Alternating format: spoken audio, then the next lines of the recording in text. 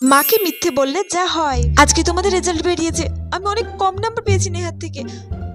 মাকে একটু কাজ করিয়ে দেবো, পটিয়ে নেব, তাহলেই মা আর কিছু বলবে না। মা, বাইরে তো বৃষ্টি পড়ছে, আমি তাড়াতাড়ি গিয়ে ছাদ থেকে জামাগুলো নিয়ে আসলাম, নইলে তো প্রায় ভিজেই যেত। বাবা, হঠাৎ কি হলো এর? রেখে দে, আমি ভাঁজ করে নেব। ঠিক আছে মা, আমি বাইরে যাচ্ছি, দোকান থেকে কিছু আনতে হবে, তাহলে বলে দাও, আমি আসার সময় নিয়ে আসবো।